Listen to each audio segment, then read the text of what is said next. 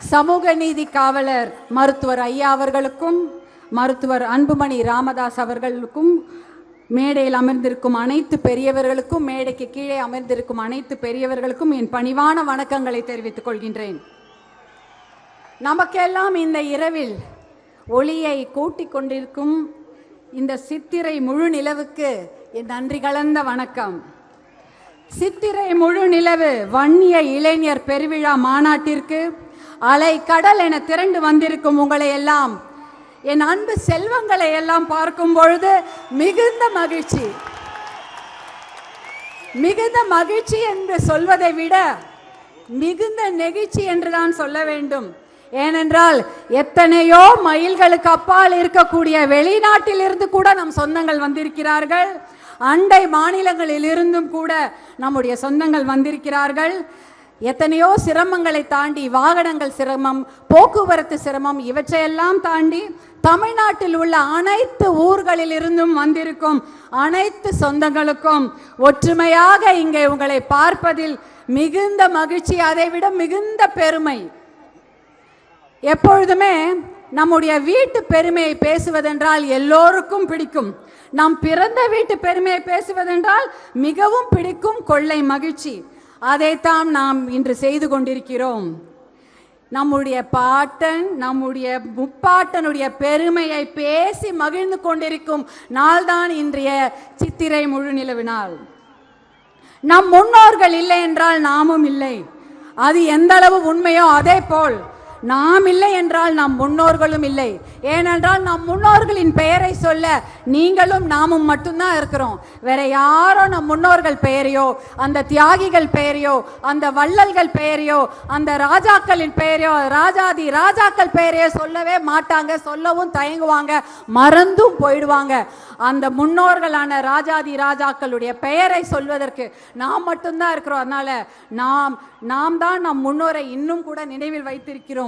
இந்த மாநாட்டு திடல், திருவிடந்தை திடல், நித்திய கல்யாண பெருமாள் கூடிக்கொண்டிருக்கும் இந்த திடலில் இந்த மாநாடு சிறப்பாக நடந்து கொண்டிருக்கிறது. அந்த திடலில் எதிரில் இருக்கும் இந்த நிலம் இருக்கிறதே, அது ஆயிரங்காணி ஆளவந்தார் நாயகருடைய நிலம்.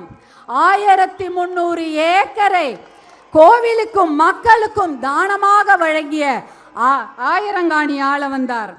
அந்த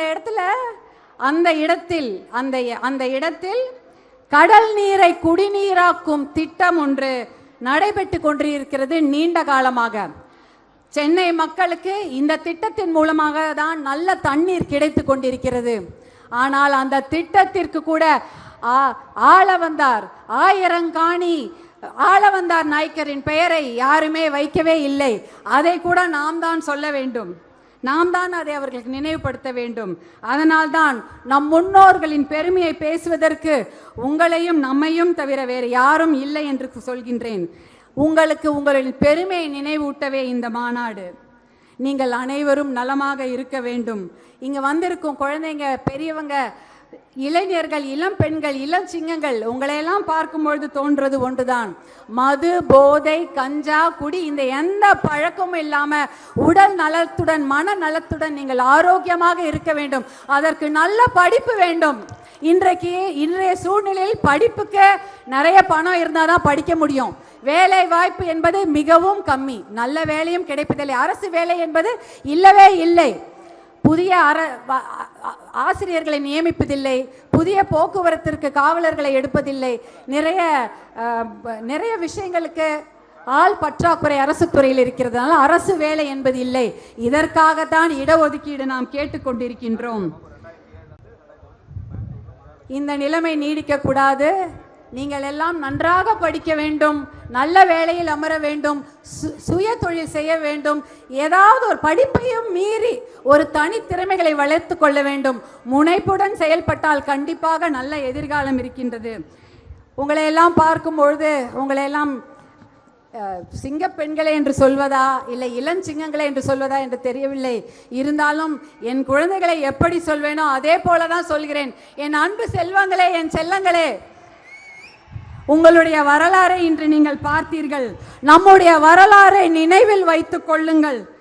நீங்களும் நாமும் சேர்ந்து மீண்டும் ஒரு வரலாறை படைப்போம், மீண்டும் ஒரு வெற்றி வரலாறை படைப்போம் என்று எழுச்சியுடன் வீரத்துடன் கூறிக்கொண்டு உங்களிடமிருந்து அன்போடு விடைபெற்றுக் கொள்கின்றேன். நன்றி, வணக்கம்.